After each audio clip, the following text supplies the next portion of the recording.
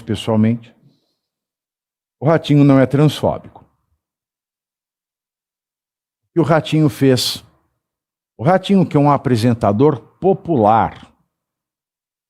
Ratinho não é o Leandro Carnal, que está ali para cagar regras de história.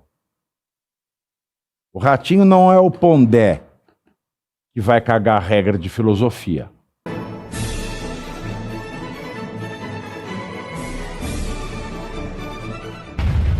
Não deveria ter dito nada. Porque quem muito fala dá bom dia a cavalo ou a égua. E o jumento e o cavalinho, eles nunca andam só. Quando saem para passear, levam a égua pocotó. O que quero dizer com isso? Quero dizer com isso que o Ratinho, ele deixou muito claro ao longo da sua fala que ele não tem nada contra as mulheres ou homens transexuais. O Ratinho não é homofóbico. Digo isso porque eu conheço pessoalmente. O Ratinho não é transfóbico. O que o Ratinho fez? O Ratinho, que é um apresentador popular. Ratinho não é o Leandro Carnal, que está ali para cagar regras de história. O Ratinho não é o Pondé, que vai cagar regra de filosofia. O Ratinho é um comunicador popular que fala a linguagem do povão e que expressou de uma maneira respeitosa aquilo que está na cabeça do povo. Porque sexo, meus senhores, só existem dois: o sexo masculino e o sexo feminino. No mundo inteiro, 1% da população é acometida por uma situação que hoje é conhecida como intersexualidade. Antigamente era chamada de hermafroditismo. Aspectos genotípicos, isto é, questões internas ao corpo humano, ou fenotípicos, questões da aparência do corpo humano. As combinações de fatores dos sexos masculinos e femininos em pessoas intersexo giram em torno de 45. Então nós temos 45 tipos de intersexo, e esses 45 tipos de intersexo representam cerca de 1% da população, ou um pouco mais ou um pouco menos. E o intersexo mesmo, inclusive nas suas subclassificações de combinações genotípicas e fenotípicas, eles assim são analisados com base nos dois sexos que a natureza nos dá, que é o masculino e o feminino. É claro que a questão do gênero, que é uma questão diferente da questão de sexo, porque a questão de sexo é uma questão biológica. Ou você nasce do sexo masculino ou você nasce no sexo feminino. Ou você está dentro deste 1% da população mundial, que é o intersexo, que é classificado conforme mais características masculinas ou mais características femininas, mas sempre tendo como base de análise os dois sexos, que são masculino e feminino. A questão de gênero é uma questão misteriosa. Tão misteriosa quanto é misteriosa a heterossexualidade, a homossexualidade, porque nós estamos falando da transexualidade. Por que uma pessoa de um sexo é atraída por pessoa do sexo oposto? Pela mesma razão pela qual uma pessoa de um sexo é atraída por uma pessoa do mesmo sexo biológico. E no mesmo sentido, existem pessoas que nascem biologicamente no corpo de um sexo, mas que a sua personalidade está ligada ao sexo oposto ao sexo biológico do seu corpo. Tanto é que há uma curiosidade: o Irã foi o primeiro país a adotar cirurgias de adequação de sexo, porque o Ayatollah Khomeini, que é o antecessor do Khamenei, que foi morto pelo Trump, ele teve uma revelação do anjo Gabriel e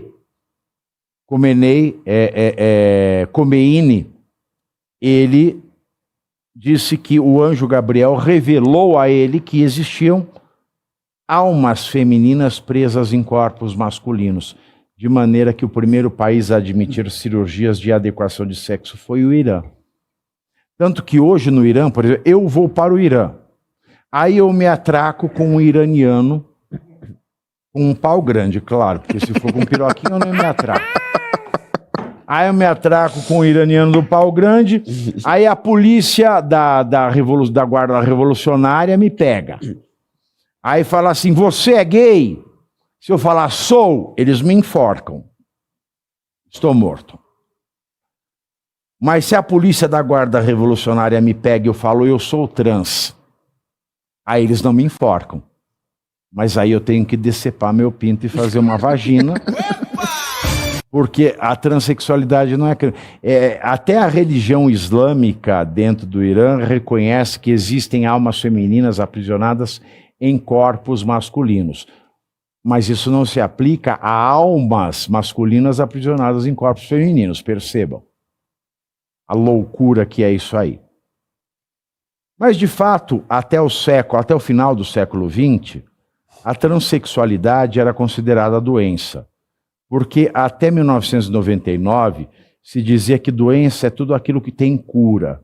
E os psiquiatras, em especial aqueles que elaboram o DSM, que é o Manual Diagnóstico e Estatístico de Doenças Mentais e Transtornos de Personalidade, que é a Bíblia da Psiquiatria, diziam que doença é tudo aquilo que tem cura e a transexualidade tem cura com a cirurgia de adequação de sexo. Mas, no século XXI, a transexualidade foi retirada do rol de doenças. Então, nós temos mulher trans e nós temos mulher cis. A mulher cis é a alma feminina que nasceu num corpo feminino. A mulher trans é a alma feminina que nasceu num corpo masculino.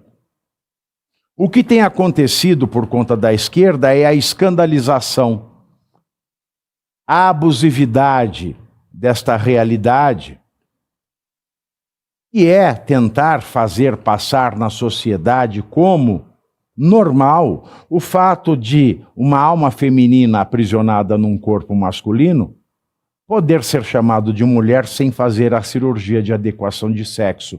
Isso é muito polêmico.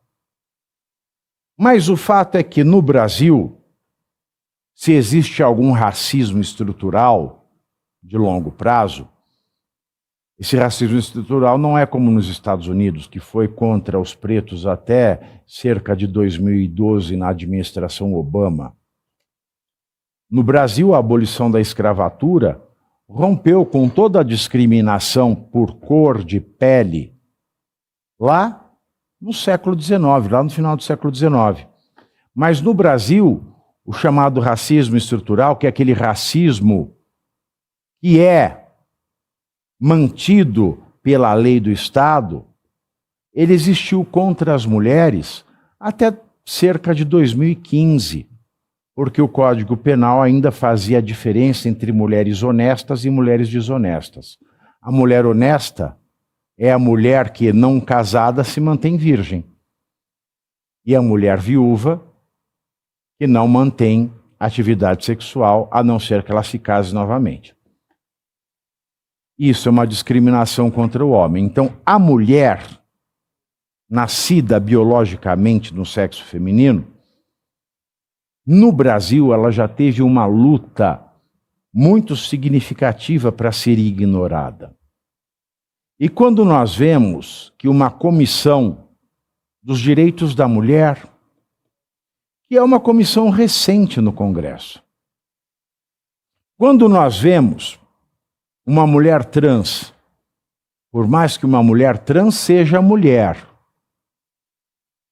mas que não tenha nascido no sexo feminino, quando nós vemos uma pessoa que nasceu com o pênis que privilegiou os cidadãos no Brasil até 2015, tomar esse espaço que deveria ser de uma mulher nascida no sexo feminino que sofre com as questões menstruais e que mesmo que não tenha filhos e que mesmo que não possa ter útero por um câncer, e um câncer não é uma brincadeira para se dizer, ele está discriminando as mulheres que não têm útero porque tiveram câncer. É, de certa maneira, tirar das mulheres que nasceram mulheres e tiveram os problemas inerentes ao sexo feminino ao longo de toda uma história, esta conquista. Essa opinião do Ratinho é uma opinião válida de uma democracia e não uma demonstração de transfobia. Holiday, eu falei demais. Em primeiro lugar, porque o Carlos Massa é um amigo querido, porque eu o conheço e porque acho muito injusta toda essa situação. Então passo as suas considerações. Bom, vamos lá, Pavinato. Acho que o primeiro ponto aqui é que a Erika Hilton deturpou completamente a fala do Ratinho. Isso é importante de ser dito. E aí, a partir desse momento, eu quero me dirigir. E você aí já está preparado para ter todos os argumentos para dizer que Marx não foi um cara legal, para dizer que o comunismo não é um lugar para diversidade, para desmontar essa grande fake news histórica da esquerda, que é repetida por nossos professores de história, de geografia, de sociologia, que é repetida nas universidades, que é repetida nos livros. Está preparado para dizer por que Marx não era um cara legal e por que todo marxista raiz também não é, e por que o comunismo é terrível? Você já leu Nos Anais de Marx? Pois é, aqui nesse livro você vai encontrar tudo o que você precisa saber para responder aquele sabichão que diz que Marx é um cara legal, pois não é. Leia agora Nos Anais de Marx, a trolha do comunismo transviado para encaçapar idiotes, à venda em todas as livrarias do Brasil, pelo site ou nas lojas físicas. Não deixe de ler.